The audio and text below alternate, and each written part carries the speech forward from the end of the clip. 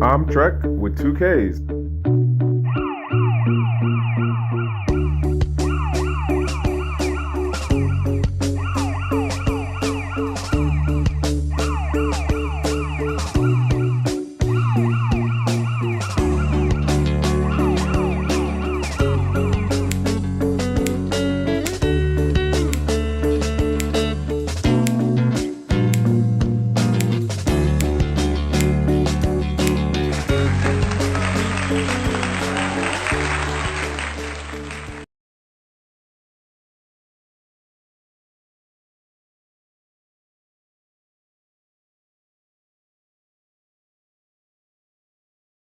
Literally. All right. Hola, hola. Buenos noches. Buenos tardes. GnGs. My name is Shrek with two Ks. And yeah, I did it again to myself today on starting this late. Um, yeah, I definitely did it to myself. On the first part of it, I was supposed to go out earlier today and like take, at least walk because I ain't going to the gym today, right? Of course, I dilly dally X amount of the day away. And then by the time I do decide to actually go outside, it's like maybe 40 minutes before it start raining. So I like make X amount of a walk and then I had to turn around because it started raining. But I did discover something new in my neighborhood. So I guess it kind of worked out that I took the walk when I did. Um, as you can see, the title says some things. Some of them I'm being tongue in cheek about. Some of them y'all have no clue what I'm talking about, and it's okay. Uh, let's see how this looks right now. Yo, hey, what's going on? Jump out girls. Shout outs to y'all, content cousins. So yeah, I'm hoping the audio is doing what it needs to do right now. So I was initially looking to try to do a switch up in how I was doing the live stream by like doing the OBS into Restream. But there were like one or two things that were messing me up in the setup, and I spent way too much time trying to figure out what needed to be where. And at that point, the time was getting way later. Like I said, I literally by the time I actually went out for this walk today to get my steps in and do some form of exercise, um, I it was already like near the time. All right, cool. So yeah, I got to figure out something else. Well, one, work on getting another time set to mess around with the OBS thing and seeing how it works with this. But nonetheless, I got a couple of things. A couple of things came across my radar today. Oh, a couple of things came across my radar today. Um, but first, let me tell y'all, hey, I am Trek with 2Ks. This is Trek with 2K Live. And I'm really still trying to figure out what I'm going to call this segment, where I guess it just might be like Trek with 2K Responds or Trek with 2K Live, like Ramble. I don't know. I've been going through Twitter and like just seeing what catches my attention and just going off of that, right? And then get into like my thoughts on whatever those comments or the post is or the image or whatever. And yeah, there's definitely been a couple of things that have caught my attention today.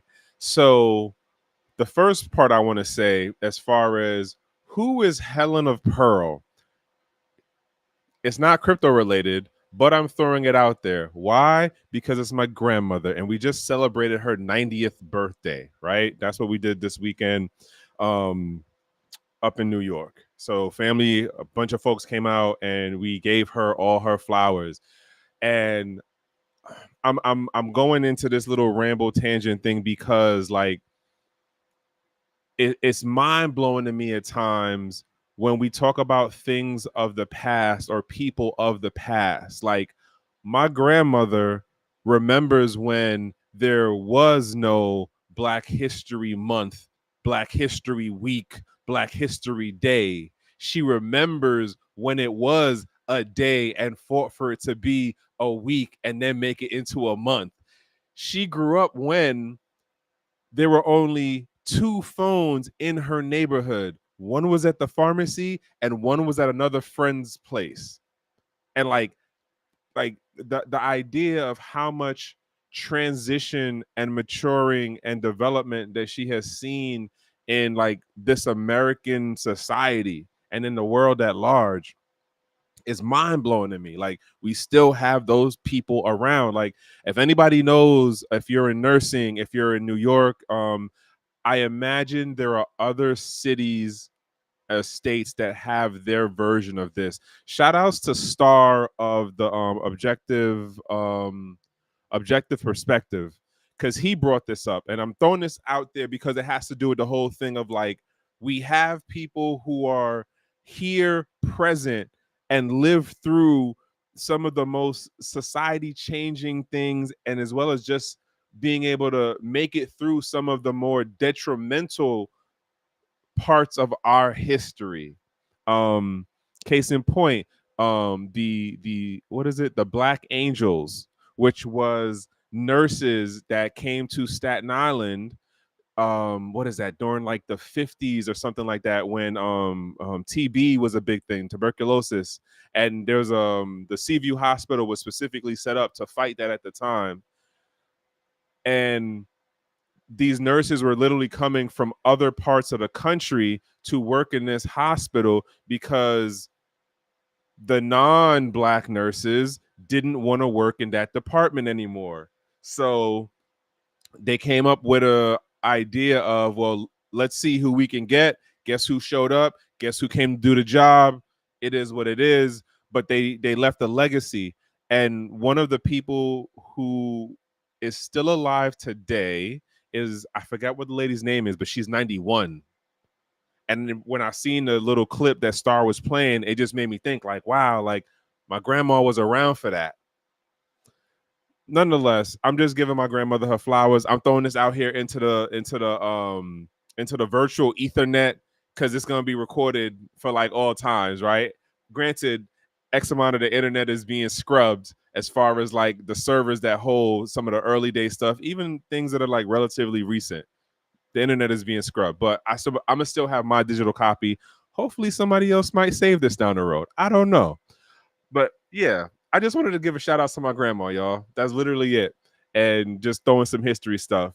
So I'm gonna jump into the Twitter stuff. So I opened up Twitter this morning, and the first thing I see is Anthony Pomplianos on the top thing of the feed.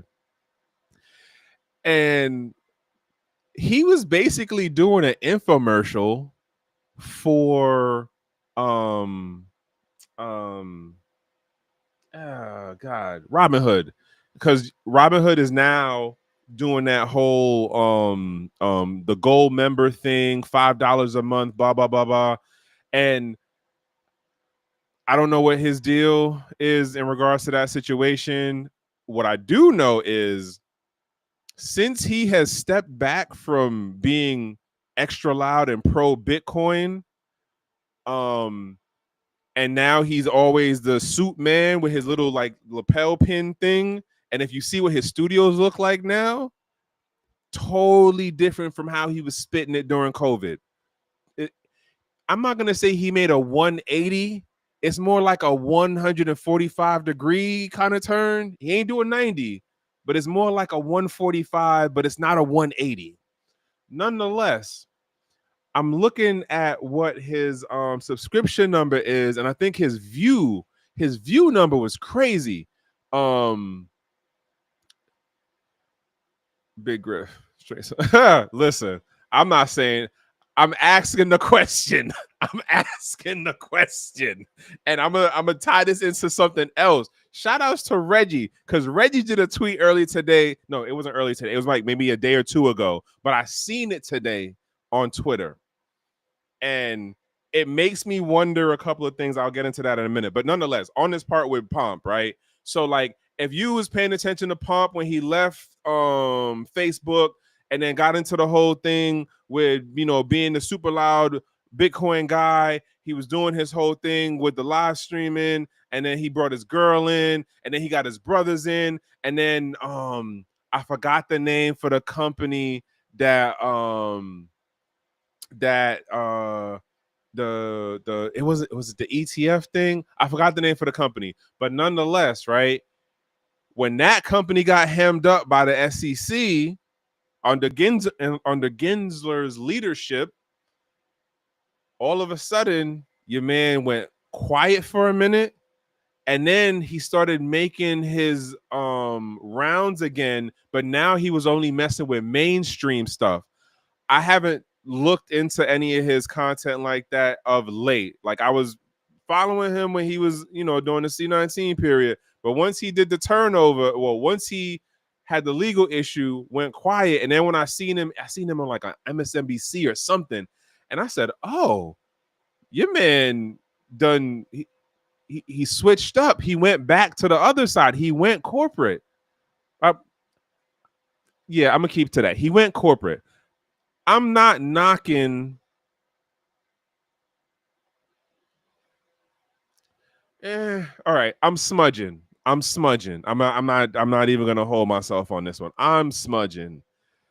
Um, because my takeaway from how the legal situation went, even though I don't know any of the inside details, is that he definitely had to sign some NDA stuff. He definitely had some, hey, you can't do blah blah blah related to this crypto thing.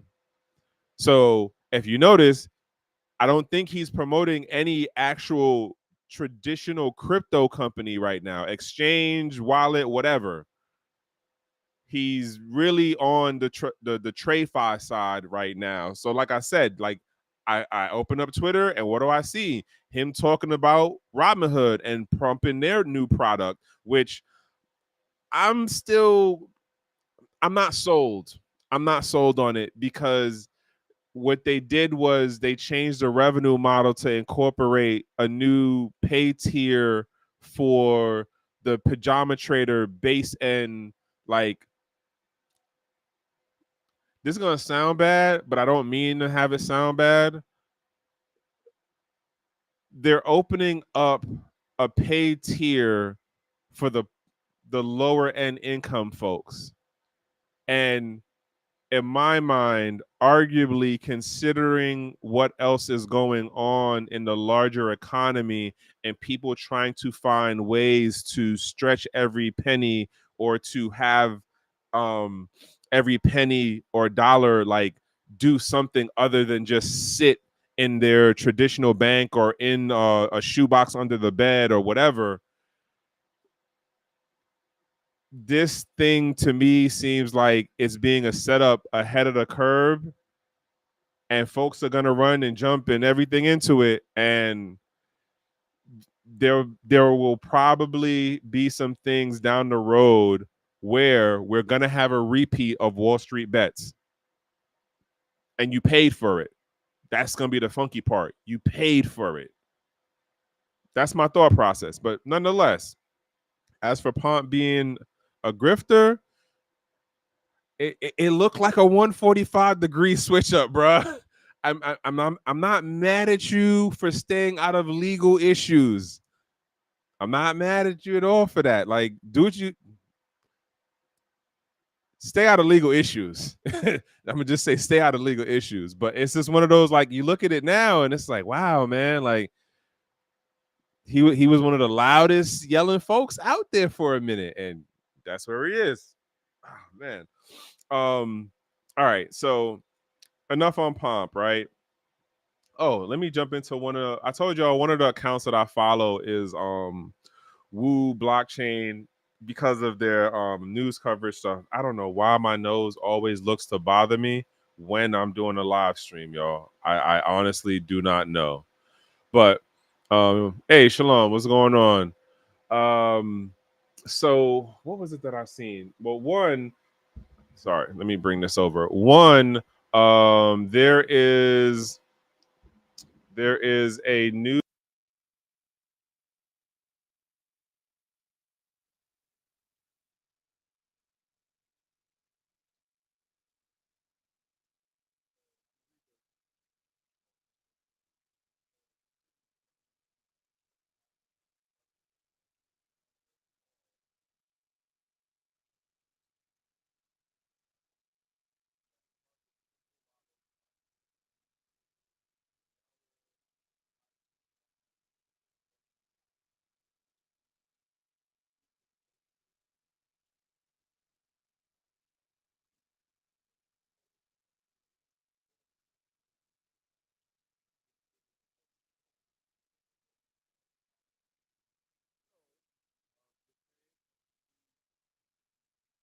shoot. My bad. I hit the button. My bad. So, damn, do I read this over again? I guess so. No.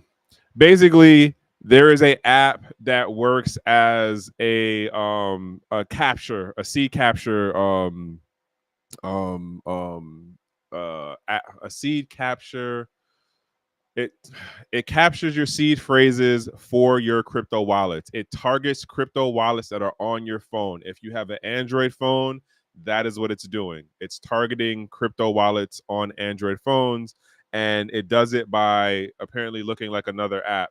Um, for those of you who are still having crypto wallets on your phone, something you might want to look out for, something you might want to be very, very cautious of if you're adding any new type of crypto uh, related app to your phone.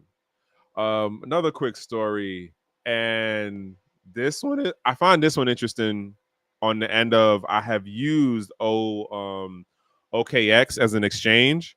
So recently, and I remember, so what is this, like 2 years ago, I was saying like how you're going to see people from state governments and traditional TradFi companies and federal related positions move over into the crypto space as we get more maturity as far as like the legal landscape here in the US. So here you have it that OKX, which I don't remember where they're registered at as far as like where they're the domicile, what country they're in, but nonetheless, OKX has appointed Linda Lacewell as chief legal officer, succeeding Marchuio. I'm messing up his name. My bad, bro. Basically, Linda joined the OKX board in 2024 and previously served as a superintendent of the New York Department of Financial Services, where she helped modernize the state's cryptocurrency licensing framework. I honestly feel like they okay. So I honestly feel like Woo Blockchain just copy and paste the press release and like probably took a line or two out of it from what OKX did as the press release for hiring her into the company in this position. Point being is, it seems like OKX might start making moves in New York. That's the point. And that's why I find this new hire interesting because of where she worked before. As to say that she was like modernizing the crypto regulatory space, I don't know about all that, but whatever. I mean, I haven't been paying attention like that, but I honestly don't even remember hearing her name for when I was paying attention. So, But nonetheless, it sounds like OKS is setting up to start making moves in New York, one of the hardest regulatory spaces as a state to do anything in. So if you can knock out that state, imagine what they're going to do in other states. Just throwing that out there. What was the other one that caught my attention? There's another one. It was that. It was the scam. What was the other one? I didn't care about the Coinbase thing. I didn't care about the CZ story. I thought this was also interesting too. Apparently, USDC, which is which is the stablecoin issued by Circle, is moving forward with its IPO plans, hiring JP Morgan and Citi as underwriters. The company is expected to file publicly by the end of April, targeting a value of 4 to 5 billion. Circle previously attempted a SPAC listing in 2021, but was blocked. All right. So this also makes it more interesting to me now that they're making this move. I'm going to jump into the other thing that caught my attention today, which was a Reggie post. And that goes to my Twitter post that said, "Where is Reggie Middleton's presidential pardon?" Because Reggie made a post I'm gonna say this was over the weekend, but again, I saw it today because of how my accounts work. Whatever. The point being is, um the Bitmain folks, Arthur Hayes and his like co-owners of Bitmain, they apparently got a pardon from our commander in chief guy, the Presidente, Trump. And so it's one of like when I seen the post, I was just like, wait, what? Like that, how is that not more news? Like, how is that not getting, you know what I'm saying? Like more coverage.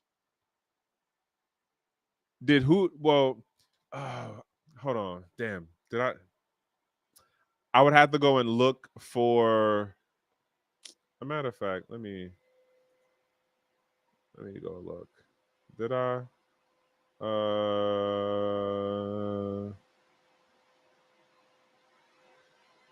Hey, shout outs to Black Rule. Thank you for the reshare, bro. Whenever you see this. Um so oh wait, so jump out girl, are you saying did Arthur Hayes respond to Reggie's post? Because I didn't actually read in the tweets, the threads. So you know what? Let me do this real quick. Let's do this. Come on. All right. So we'll try to see if this will open up. Nope, nope, nope. Is that the one? Nope. Nope, that's not it. Yeah. He's getting like taken. Wait. Wait, what? Hold on. And the task force welcomed well reasoned letters. Congress. All right, I don't know. What they usually don't want that smoke from Reggie. Facts. Okay, so I'm trying to find. All right, where are you at? We still have a lot of miles to go. I'm still on my thought process with Hester Pierce as far as like at the end of the day, you cannot ask the warden for more freedom of expression or freedom of movement. It's like the warden works for the prison. The warden enforces the rules of the prison. That's this is I don't understand. But anywho, damn, here it is. So okay, so I'm gonna read Reggie's post on this. So President Trump clears BitMEX founder money laundering convictions. President Donald Trump pardoned BitMEX co-founders Arthur Hayes. I spelled his name wrong. I just realized that. Benjamin Dello and Samuel Reed on March 27, 2025, clearing their 2022 convictions for failing to prevent money laundering on their cryptocurrency platform. And okay, so whose thing was this on? All right, so I see a number of responses to this. It got like over 6,000 views. Reggie invention. So very was stated as part of the. Yeah, so there's no actual Arthur Hayes response to this. I highly doubt that anybody in that camp would respond to it. I mean, other thing to note, like Reggie didn't actually um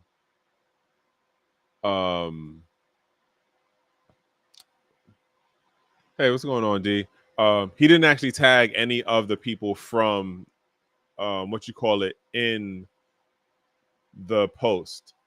And so this is from 3 days ago. So this happened like on Friday or Saturday, but apparently Bitcoin.com news covered the story. Again, it still is one of those like he got in trouble at the level that he got in trouble because they didn't do all of the extra things to make it that, quote, they prevented money laundering. Yet, when you look at how our traditional finance system works, case in point, what's his name? Samuel, what's his face? God, I was about to say something real. Get myself in trouble, boy.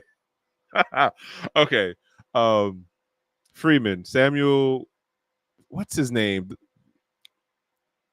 Damn, I cannot remember his name right now. But it was the whole thing about being down in Barbados, and they had to bring him back up here.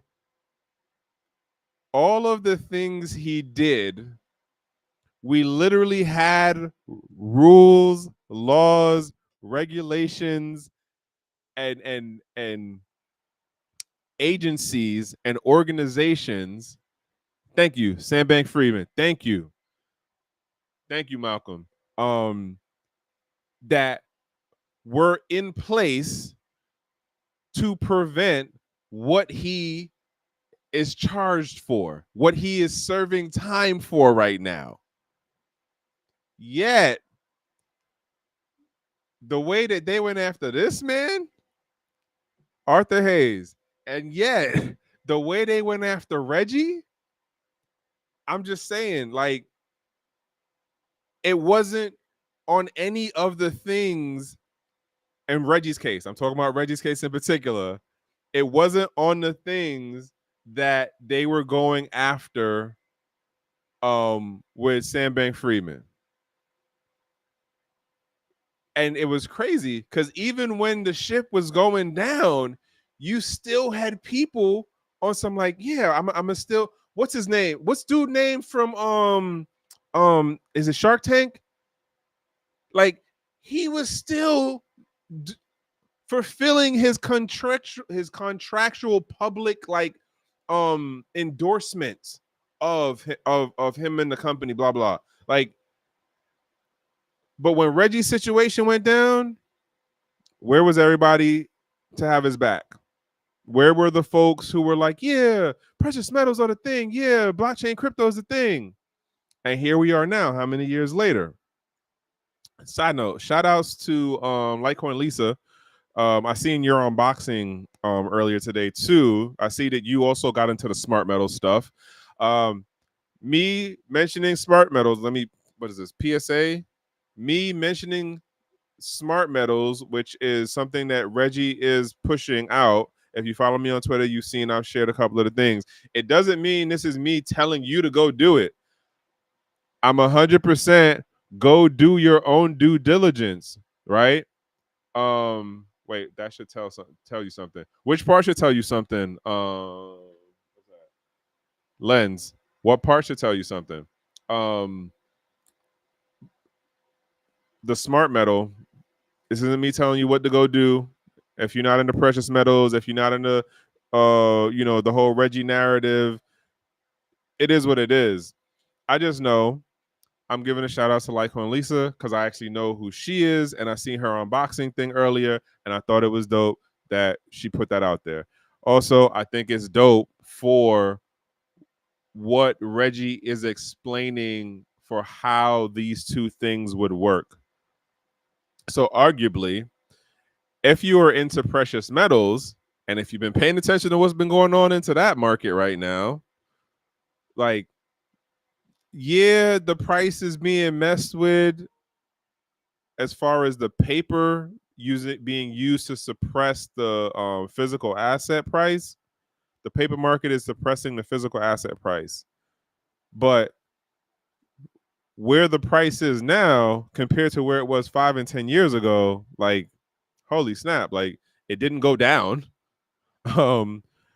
Nonetheless, if you're into the techie side of it and what the possible proposal of, like, F everything aligns right going forward, it also sounds like an interesting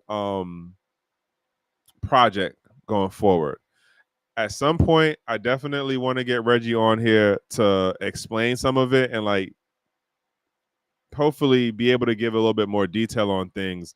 I just know for the little that I do understand for how he's integrating the two things, even if none of the patent stuff gets to work out, like if you're a precious metals person, you have silver, and as a real world asset and next to gold, like it counts as a thing. At least that's what like a lot of the precious metal folks keep saying, right? Um, what? Right. Oh, there it is. It's good that you think for. You didn't finish saying it's for. All right, I'm lost as to what you just said, Reggie. But thank you for tapping in. One is Reggie. Oh yeah, and happy birthday to your grandma. Thank you. I appreciate that, Jason. Okay. Well, happy birthday to you too. Well, early happy birthday to you. Um, right, let me jump into this real quick. But yeah, so again, not telling folks what to do. Again, I'm just some guy on the internet with shades, right? And I go on these tangents and rambles. So, hopefully you are doing your due diligence for how you're trying to save, hold, spend, and like stretch your money and whatever's in your bank or your wallet, right? I don't know what that is. I barely know what's in mine. What was the other thing? I said the Arthur Hayes story, Reggie, like when Lisa. Oh, another other thing that came across my radar today, and on its face value. Oh, sorry. There was one more thing I wanted to throw out there about this Arthur Hayes thing. I imagine, excuse me, that like oh, got you. Yeah, so I've been paying attention, for when I stick my head into Twitter and I've been seeing the videos. So like as you've been explaining stuff, it's been more like, oh, okay, got it. Now I see where he's going with it. But in my mind, it's kind of a win-win because like if you're into precious metals, you at least get to walk away with that if none of the other techie business stuff happens. But if the techie business stuff happens, I think in the last video I seen you explaining stuff, I was like, oh, that's gonna be really dope. But again, this is just me and my perspective. I'm not telling none of y'all out there what to think, right?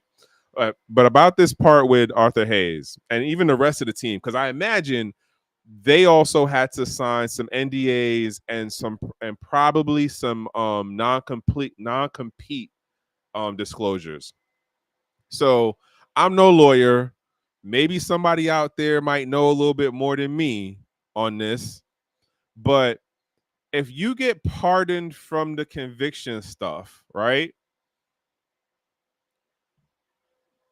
Does that mean then the um the non-competes and like the things that you signed as far as like, all right, we're not gonna have you come into jail. We're gonna end the house, you're gonna have to be on the house arrest for this long. Like, do all of those things end or do they get revoked? Meaning in regards to like the things that was keeping him, quote, out of the industry, the things that were gagging him, do those things still apply if you get a presidential pardon? Does anyone out there, lawyer wise, oh man, I wish crypto lawyer was still here. I mean, he's still here, like alive and stuff, I'm assuming, but like I would really like his take on this because I am so curious as to how that plays out. Because now it's like, if the funds lost in the portfolio. Right, that too. But with the Arthur Hayes thing, so um if that stuff gets like ended, then does that mean he can then start a new crypto exchange? Does that mean he can go back and then, I mean, BitMEX did BitMEX actually close, or like is it just like not in the top 50 right now as an exchange? I don't know. I haven't touched centralized exchanges in a very, very good long ass time. But that was just one of my other thoughts when I seen the post by Reggie about his situation. And again, like kudos and shout outs to him for the law team he had, because I was amazed that for all the big talk and foot stomping that he got house arrest. Like yo, I don't know how much his lawyer team costs, but they must have been a pretty grip. Like them folks that charge like more than $1,000 an hour or something. Um okay. We gonna get into this. But nonetheless, shout outs to him for, getting another, like, I guess a second win, the second life. I don't know. But I'm still on the, like, yo, where's Reggie's part in that? Where, like, Ross Ulbricht, a matter of fact, Ross Ulbricht's, I think his birthday was like last weekend or something. Happy belated to him. He got his pardon. Um, Arthur and the team got theirs. I'm just saying, where's Reggie at? Just asking a question. Like, I'm surprised that this isn't more of a question or more of a public push. At least my thought on it. Uh, see, I'm just saying he had lawyers that cost a lot of money per hour. That's all I'm gonna say. He had lawyers that cost a lot of money per hour. Okay. Other thing to note: shout outs to Chem X over on Twitter.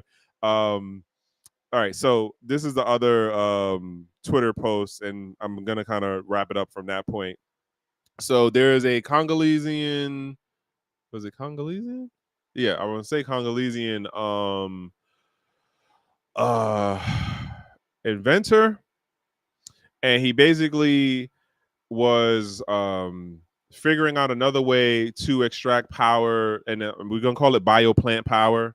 Um, and with that, he was able to show, like, hey, I can take this plant, I do some stuff in the soil, I add this, component to it, and then I can generate the light and energy to the light this way.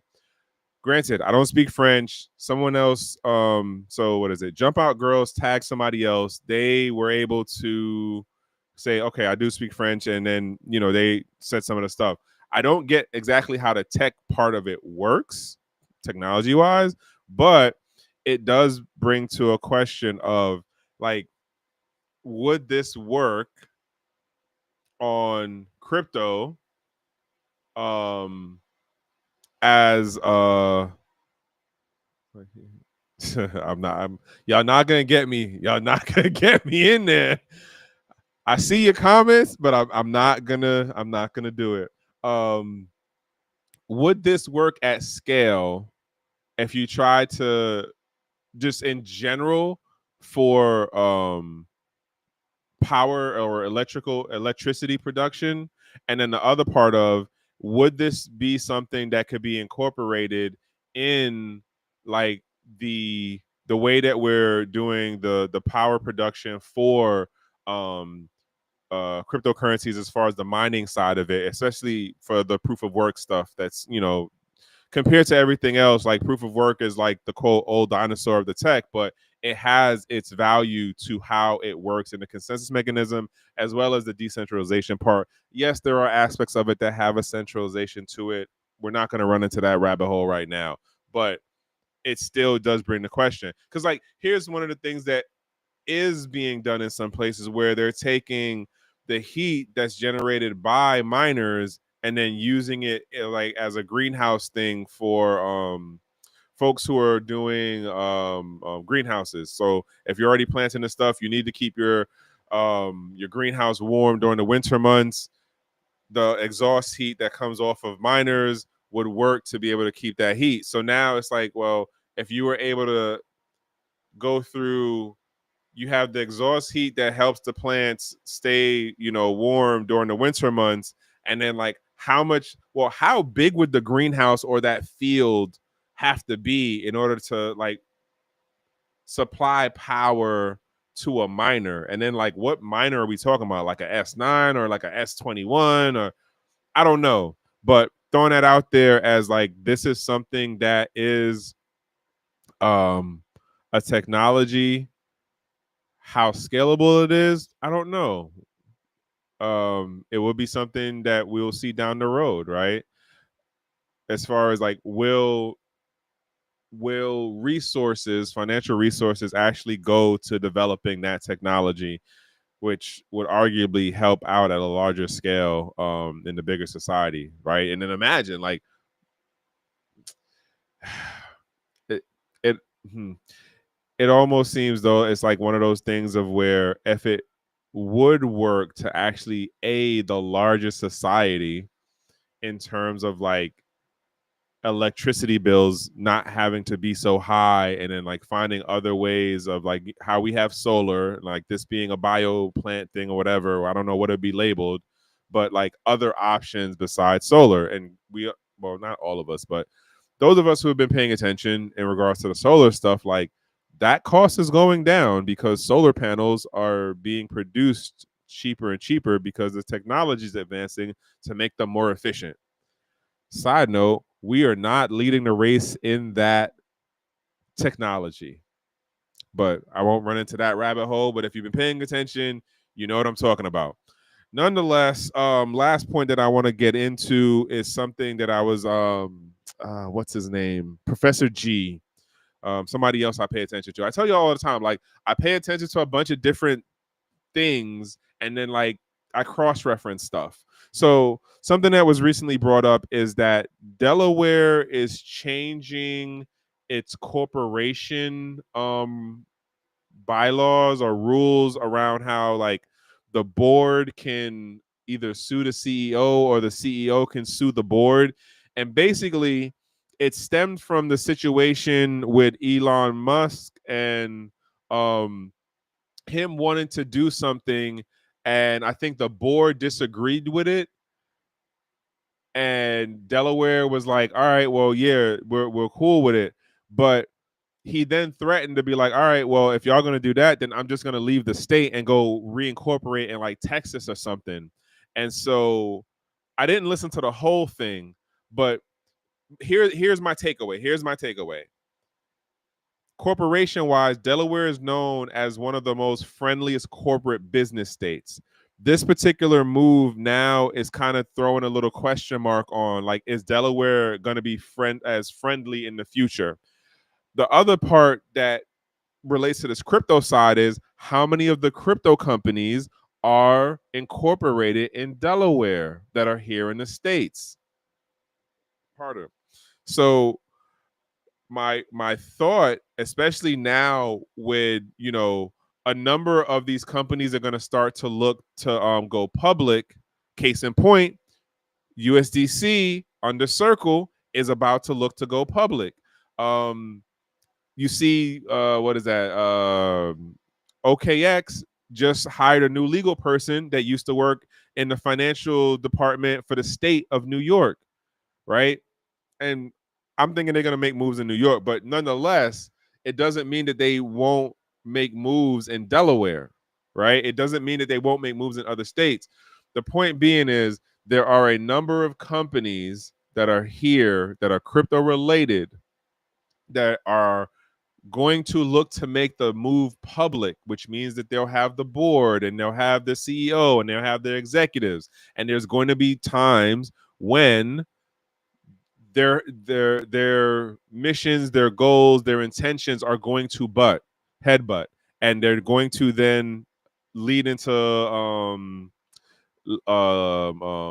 legal fallout, right? Because who's going to go to court? A shareholder, a board member, the CEO, a vice president, whatever. Somebody's going to go to court. How am I saying this? I guess the future question is, I don't I don't know When is a thing. Yeah. We talked about that last week. I think it was last week. Um, but this whole thing with how will we see it play out in the crypto space when more companies start looking to go public, which when I say public, that means they want to go IPO and get listed on the stock market. That means they want to start getting like um the big money on the investment side as well as opening it up to the retail market side. I'm curious to see how this will play out um beyond this administration. But again, like I said, what started this, or at least for how I understand it, it was a dispute going on within Tesla and what Elon wanted to do. The board didn't agree with it or something like that. And now it looks like the state basically kowtowed to what Elon was looking to do, which means how many other large scale companies, not crypto related, but in general, will have issues or make other decisions down the road. Again, I'm more on the like, how are we going to see this play out in the crypto space? Because there are a number of companies that are registered in Delaware that are crypto companies. And I'm gonna throw that out as the last thing. And then, yeah, like I said, that whole Robinhood delivering cash to you thing, it doesn't make sense. Um, because just the overhead on like I'm like they're not gonna deliver you $100. Like I don't know what the details are on it because I have a Robinhood account in full disclosure, but I don't mess with that. I don't even mess with the Robinhood Gold thing because I don't want to pay for the foolery that's about to go down on their platform. In my mind, people are paying to get set up. I don't know what the Swan event is going to be, but I imagine there will be another Wall Street Bets event on Robinhood.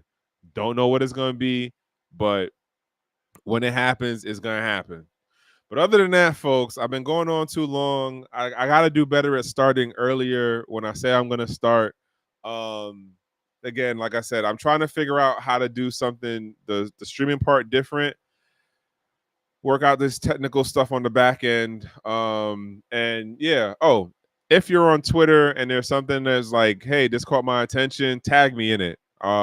If it catches my attention enough, I will bring it up. As long as it's not price talk stuff. Don't tag me anything that I got to do with shitcoin, meme coins, price go up, rocket to the moon. I don't care about none of that stuff. I've been saying this for a while now. We got way other smarter people on this channel that do the price talk stuff. I'm not one of them. I'm not trying to tell y'all what to do with y'all funds because I don't know what your situation is. I'm not a CPA. I'm not a lawyer. I'm not a financial advisor. But I also do say, and this is just as somebody who lives in an American jurisdiction, we in the tax season. Actually, no, we at the end. Like, if you ain't file your stuff right, you ain't file your stuff right. Nonetheless, um, this episode is brought to you by CJ the Smart Guy. I'm gonna have him on at some point before June, I'm gonna say, and we can get into like some of the tax stuff that happened this year. Full disclosure, he is my actual CPA. He's been in this space for a minute, and that's kind of why I went with him because I did my due diligence on him before I said, hey, like help me get right because I don't want Uncle Sam, aka the IRS, coming after me. So yeah. Anywho, who's what? Yo, I have no idea, Jason. Like, I just still find it crazy that, like, the again, it doesn't. We're just gonna have to sit and wait and like see how this plays out if they even keep the program past the summertime. That's it. Other than that, folks, I appreciate everyone who came out tonight. Thank you, Jump Out Girls. Thank you, Jason. Reggie, thank you as always. Salute to you, sir. Shalom. Shalom. My bad. I'm saying that wrong. Who else? Oh, D, thank you. I said Jump Out Girls. It was somebody else. Keyshawn, thank you too, bro. I appreciate. All right, let's get out of here. I'm rambling too much.